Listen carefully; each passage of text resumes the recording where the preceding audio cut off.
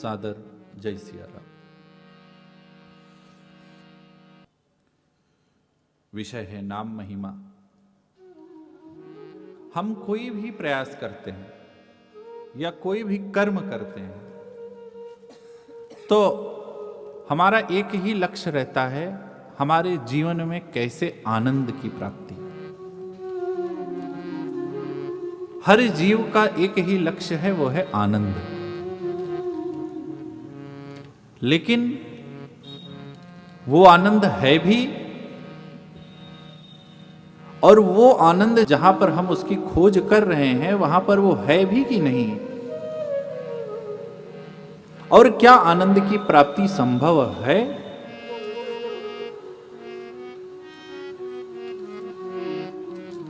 क्या कर्म या इस संसार सागर में रहते हुए हम उस परम आनंद की अनुभूति कर सकते हैं, और यदि आनंद अनुभूति कर सकते हैं तो उसके लिए क्या मार्ग है।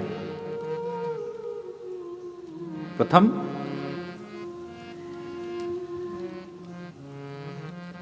आनंद कैसे प्राप्त होगा, हम कौन सा ऐसा कार्य करें जिससे हमको आनंद प्राप्त हो। सीधी सीधी बात है इसकी, जिस कार्य में हमको आनंद नहीं प्राप्त हो रहा हो उस कार्य को हमको त्याग देना चाहिए, हमको वो कार्य छोड़ देना चाहिए। आनंद की राह में सबसे बड़ा रोड़ा कोई है तो वैभव की चाह, सुख, संपत्ति, धन, पुत्र, सांसारिक सुख की चाह ही हमारे आनंद की सबसे बड़ी रोड़ा है। क्योंकि यह संसार दुखालय है, दुखालयम शाश्वतम। यहां पर कुछ अस्थाई नहीं है, यहां पर जो आया है वो जाएगा निश्चित।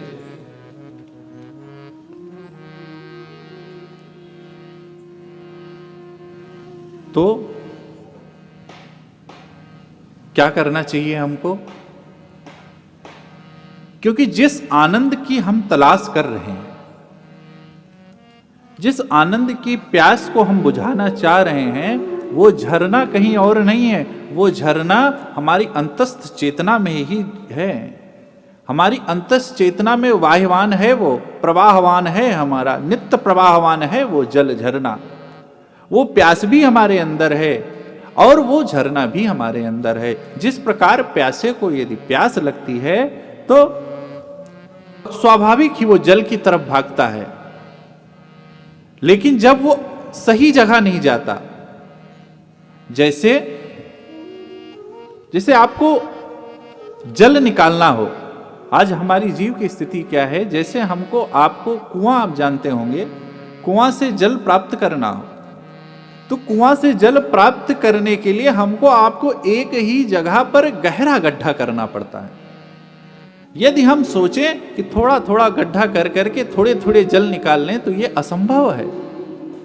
हमको आपको एक जगह एकात्म भाव से एक होकर कठिन तपस्या करनी पड़ती है और कठिन कर्म करने पड़ते हैं, तब जाकर हम कुएं से जल की प्राप्ति कर पाते हैं। जैसे हम इधर उधर गड्ढा खोदते हैं तो परिणाम क्या होता है, भटकना, और हम भटकते रहते हैं। वैसे है आनंद। आनंद की प्राप्ति कहीं और, आनंद कहीं और नहीं, हमारी अंतस चेतना में वो विराजमान है, और हम उसको खोजते कहां पर हैं, बाहर। सांसारिक जीवन में आनंद कभी प्राप्त हो ही नहीं सकता। क्यों? क्योंकि आनंद प्राप्त होने के पहले हमारी तृष्णाएं शांत होनी चाहिए। तृष्णा शांत इसलिए नहीं होती, तृष्णा के अनेक अनेक प्रकार हैं। किसी को धन की तृष्णा है तो किसी को पुत्र की तृष्णा है, तो किसी को वैभव की तृष्णा है, तो किसी को ऐश्वर्य की तृष्णा है, तो किसी को जमीन, मकान इत्यादि, पता नहीं कितनी कितनी तो तृष्णाएं हैं। तृष्णाएं शांत नहीं हो रही हैं। जब तृष्णा जब तक शांत नहीं होगी, जब तक सुख, शांति और आनंद की प्राप्ति असंभव है। तृष्णा शांति के लिए क्या करना है? जिस प्रकार मृग के नाभि में ही वो मणि रहती है, परंतु वो भटकता रहता है, भटकता रहता है, भटकता रहता है अंत तक। तभी तो कबीरदास कहते हैं, आशा तृष्णा ना मरे, आशा तृष्णा ना मरे, मर जाए ये शरीर। ये शरीर नष्ट हो जाता है, परंतु हमारी आशा और तृष्णा समाप्त नहीं होती। तो आशा तृष्णा समाप्त करने के लिए क्या करना है?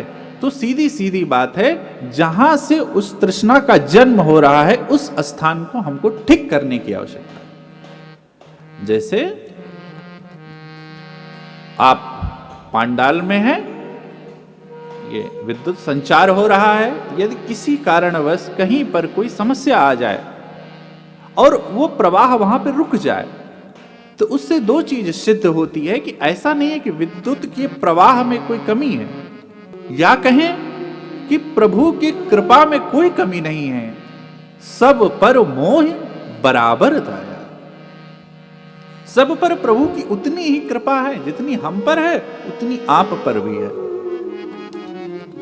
बस क्या है कि हम उस चीज को वहां पर अवलोकन नहीं कर पा रहे हैं, उस फॉल्ट को जहां पर वो कमी है उसको पकड़ नहीं पा रहे हैं। और जिस दिन हमने उस कमी को पकड़ लिया, उस दिन पूरी समस्या दूर हो जाएगी और पूरा जो भी जहां पर यदि यहां पर विद्युत अवरोध हुआ है किसी कारण से, तो पूरा विद्युत प्रवाह हो जाएगा। उसी प्रकार है जीवन।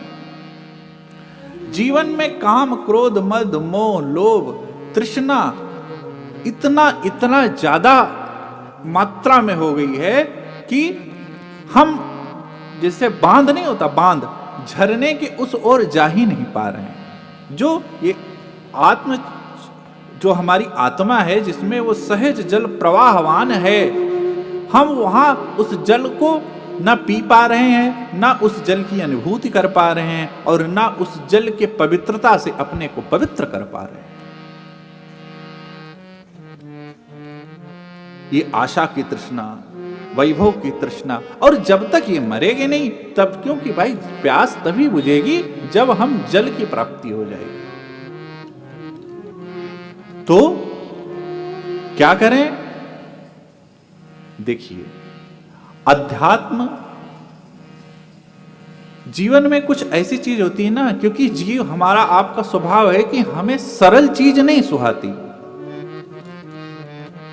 यदि डॉक्टर एक दवाई लिख दे तो आप चिकित्सक के पास नहीं जाएंगे कि लगता है इसको अभी जानकारी नहीं है। क्यों? क्योंकि हमारी आदत पड़ गई है आडंबर की। क्यों? झूठे ऐश्वर्य की आदत पड़ गई है हमको। विद्वता के लिए भी आपको पोथी के ज्ञान होने की आवश्यकता नहीं है। समय ऐसा आ गया है, आपका प्रचार बड़ा होना चाहिए, आपका पांडाल बड़ा होना चाहिए, आपके भक्तों की संख्या अधिक होनी चाहिए। अब इससे भी स्थिति हमारे जीवन में क्या आएगी, और इससे भी गिरी स्थिति मानव के जीवन में क्या आएगी कि हम सत्य से इतने दूर हो गए, इतने दूर हो गए, इतने दूर हो गए कि हमें सत्य की पहचान तक नहीं रह गई। प्रचार माध्यम प्रचलन चल चुका है प्रचार माध्यम का। क्यों? क्योंकि वही है कि देखिए, सुख और शांति के लिए ना जिए, सुख और शांति से जिए। जब हम सुख और शांति को खोजने के लिए जाते हैं तो ये कहीं और नहीं है। जिस प्रकार से यात्रा में अनेकों लोग आते हैं जाते हैं, उसी प्रकार है ये जीवन यात्रा है। यहां पर सुख और दुख ये तो आता जाता रहेगा। हम इसके लिए यदि जिएंगे, क्यों? देखिए, मार्ग पर चलने वाला, लक्ष्य प्राप्त कर लेने वाला, ऐसा जरूरी नहीं है कि जिसने कोई लक्ष्य निर्धारित किया और वो लक्ष्य की प्राप्ति के बाद सुखी है। लक्ष्य ना प्राप्त करने वाला तो दुखी है ही, लेकिन ऐसा नहीं है जो लक्ष्य प्राप्त कर चुका है वो और भी दुखी है। तो हम सुख के लिए जब ढूंढने के चिंतन करेंगे, सुख के लिए दर दर भटकेंगे, भागेंगे, सुख की अपेक्षा करेंगे, तो कहीं प्राप्त होने वाला आपको नहीं है। क्यों? किसी को आपके सुख से कोई लेना देना नहीं है, किसी को आपके आनंद से कोई लेना देना नहीं है। आपको अपने आनंद और अपने सुख की अनुभूति आपको स्वयं को करना पड़ेगा। यह शाश्वत सत्य है, इसको आप गांठ बांध लीजिए। हाँ, इसमें कोई दो मत नहीं है कि सुख, इस संसार में सुख है, भक्तों के जीवन में सुख ही तो सुख है। भक्त के जीवन में कहां दुख है? क्यों? जो भक्ति मार्ग को मूर्धा पर रखता है, जो भक्ति मार्ग का साधक है, उसके जीवन में कभी दुख है ही नहीं। वो सदैव आनंद में ही रहता है और अपने भक्ति को समेट करके इस संसार सागर में अपना जीवन यापन करता रहता है। वो आनंद रहता है, प्रसन्नचित्त रहता है। सदैव भक्ति का मार्ग सबसे सुखद है। ज्ञान का मार्ग बहुत कठिन है। ज्ञान यद्यपि शास्त्र में 3 मार्ग बताए गए हैं, कर्म, भक्ति और ज्ञान। ज्ञान का मार्ग बहुत दुर्लभ है। ज्ञानी का एक स्वभाव होता है, यही स्वभाव होता है कि हमें संसार सागर से कोई लेना देना नहीं है, हमें प्राप्त करना है किसको? तो अपने इष्ट को। और ज्ञान का मार्ग कृपाण की धारा। शास्त्र कहता है जिस प्रकार कृपाण अभिप्राय तलवार के ऊपर चलना है, उसी प्रकार ज्ञान का मार्ग है। क्यों? क्योंकि ज्ञान के मार्ग में विधि निषेध का बहुत ध्यान गया है, शुद्ध अशुद्ध का बहुत ध्यान है। बहुत कठिन मार्ग है ज्ञान। कर्म का मार्ग, देखिए, जीवन में यदि आपसे कोई त्रुटि हो जाए तो आप कभी भी ये ग्लानि मत कीजिएगा कि ये मुझसे त्रुटि हो गई। जीवन में मार्ग में कोई गलती हो जाए, मार्ग अशुद्ध है, तो आप शुद्ध मार्ग पकड़ लीजिए। क्योंकि गलती उसी से होती है जो प्रयास करता है। अकर्मण से तो कोई गलती होती ही नहीं।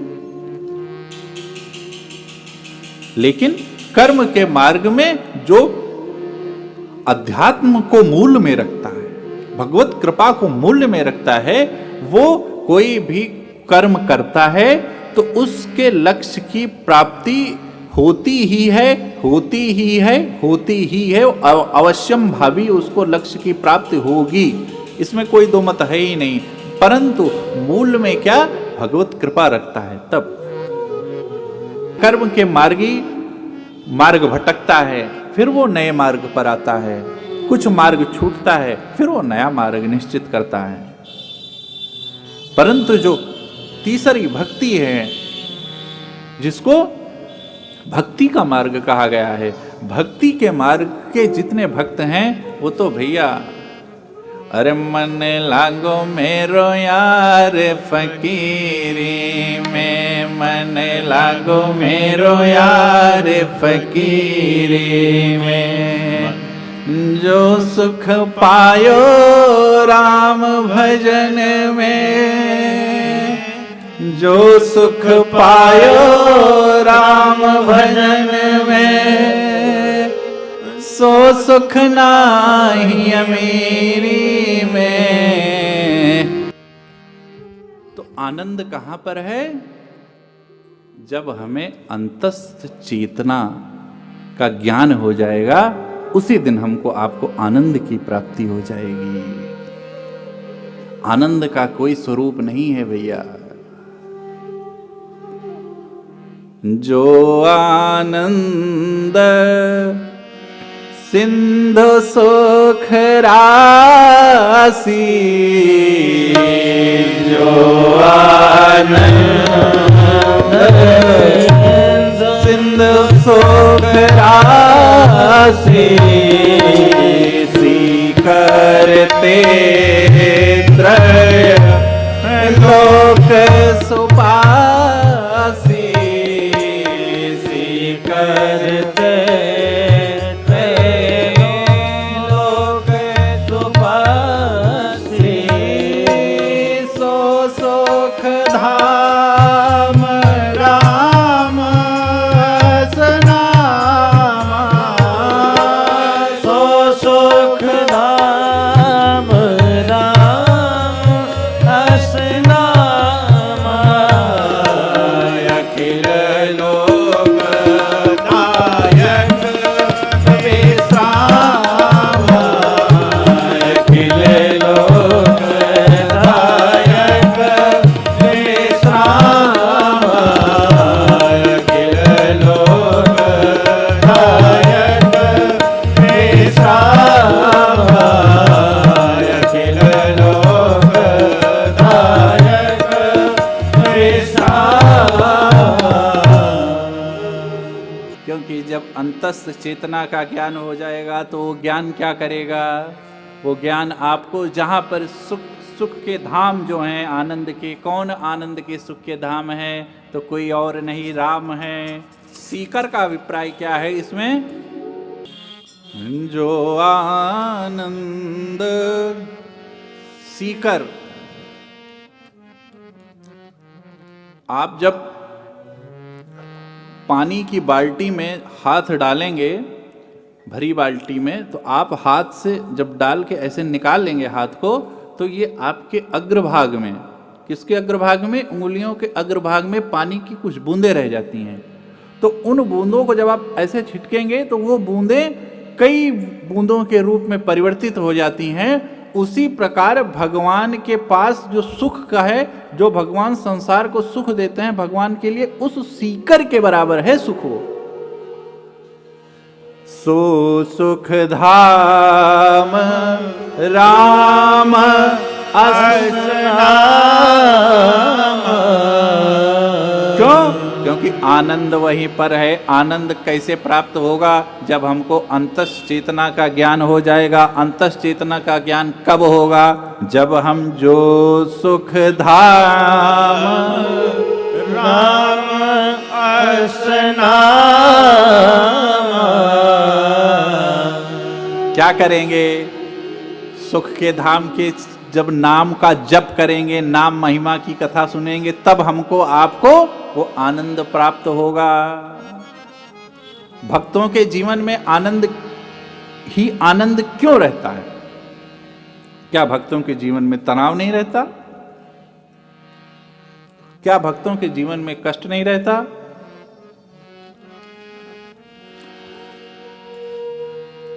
जिस प्रकार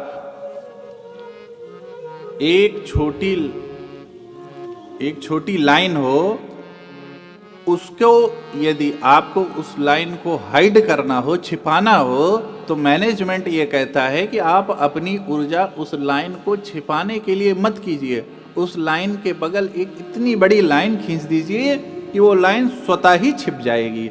वैसे ही ये भक्त के जीवन में तनाव दुख रहता तो है, परंतु तनाव दुख वो आपको इसलिए परिलक्षित नहीं होता। क्यों? क्योंकि वो सो सुख धाम, वो उस अपार सुख के धाम के शरण में है, इसलिए उनके जीवन में तनाव आपको परिलक्षित नहीं होता। तनाव क्यों होता है? तो भक्त के जीवन में तनाव रहता है और तनाव रहना भी चाहिए, क्योंकि जिसके जीवन में तनाव नहीं है वो क्या हो जाता है? वो अकर्मण्य हो जाता है। उसको ठेठ भाषा में कहते हैं निठल्ला हो जाता है। आपके लिए नहीं है। तो जिस प्रकार माताएं बहनें आप जानती होंगी, रस्सी जब कपड़ा सुखाने के लिए रस्सी आप बांधते हैं, यदि रस्सी को थोड़ा ढीली कर देंगे तो आप जो कपड़े डालेंगे वो एक साथ आकर के मिल जाएंगे। और दूसरा भी, यदि रस्सी को आप बहुत खींच कर बांध देंगी तो टूट जाएगी वो। तो जीवन में लचीलापन होना ही चाहिए, जीवन में तनाव कुछ ना कुछ होना ही चाहिए। लेकिन तनाव क्यों होता है? विज्ञान ये कहता है कि जब हमारे हार्मोन्स बढ़ने लगते हैं तो हमारे जीवन में तनाव होता है। क्यों? क्योंकि हमारे जीवन की कार्यशैली, हमारी महत्वाकांक्षाएं, हमारे जीवन का जो जीवन शैली है हमारी, वो परिवर्तित होने लगती है। देखिए, महत्वाकांक्षी होना एवं लालची होना ये दोनों विलग विषय हैं। महत्वाकांक्षी व्यक्ति जीवन में कठिन परिश्रम करता है। महत्वाकांक्षी व्यक्ति के जीवन में परिश्रम मूर्धा पर होता है और महत्वाकांक्षी व्यक्ति संतुष्ट भी होता है। क्यों? क्योंकि वो अपने लक्ष्य को जितना बड़ा, देखिए लक्ष्य आपका जितना बड़ा होगा, आपको परिश्रम, उसमें कोई दो मत नहीं है, आपको परिश्रम उतना ही बड़ा करना पड़ेगा। ये आपके ऊपर निर्धारित करता है कि आप अपने लक्ष्य को अपनी क्षमता के अनुसार ही सुनिश्चित कीजिए। अब समय ऐसा आ गया है कि आज हमको आपको लक्ष्य सुनिश्चित करना तो बहुत दूर की बात है, हमको लक्ष्य ही नहीं युवान भाई बहन कर पाते कि हमको करना क्या है। क्यों बात आई थी आपको, और ये नहीं कि आपको नहीं पता रहती, वही बात जहां से शुरू हुई कि जिस मार्ग में आपको आनंद की प्राप्ति नहीं होती, लाला वो कार्य नहीं करना चाहिए। लेकिन जीव को, जैसे आप फिजिक्स पढ़ते हैं, आप केमिस्ट्री पढ़ रहे हैं, आप बायोलॉजी पढ़ रहे हैं, आप मैथ पढ़ रहे हैं, आपको स्वतः पता चल जाता है कि हमें इस विषय में रुचि है। हम जब इस विषय का अध्ययन करते हैं तो हमको आनंद आता है, हमको उस राह में आनंद मिलता है। निज अनुभव में कहां खगेशा। इस प्रकार क्या कहते हैं, बिनु हरि भजन न मिटहि। क्यों? अनुभव, उपदेश, कल बात आई थी, उपदेश तभी आप दे सकते हैं जब उस विषय वस्तु में आप पारंगत हो। बाबा राम नाम की महिमा इसलिए गाते हैं, क्यों? क्योंकि सतत अहर्निश जपते हैं नाम, इसलिए बाबा नाम की महिमा गाते हैं। तो जीवन में तनाव आएगा, आना चाहिए, परंतु तनाव, देखिए जब हमारे हार्मोन्स बढ़ते हैं तो विज्ञान ये कहता है हमारी रोग प्रतिरोधक क्षमता क्षीण होती है। अभी कोरोना जैसी महामारी थी, उसमें यही दवाई थी कि आपके कैसे अपने अंदर रोग प्रतिरोधक क्षमता को कैसे बढ़ाना है। जब आप तनावग्रस्त होते हैं तो तनाव धीरे धीरे एक गंभीर बीमारी का रूप लेने लगती है, उसका नाम है अवसाद। अच्छा, तनाव और अवसाद ऐसा नहीं है कि सिर्फ छोटे घरों में ही होता है, या आपकी भाषा में कहें कि धन के अभाव से होता है, ऐसा नहीं है। आज तो उल्टा है, जिसके पास जितना धन है वो उतना अवसादग्रस्त है। देखिए, कृपण होना और दरिद्र होना ये दोनों अलग विषय है। पांडे जी हमारे कहते हैं, भैया गरीब होना ठीक है, गलीच होना नहीं ठीक है। धन ना हो चल जाएगा,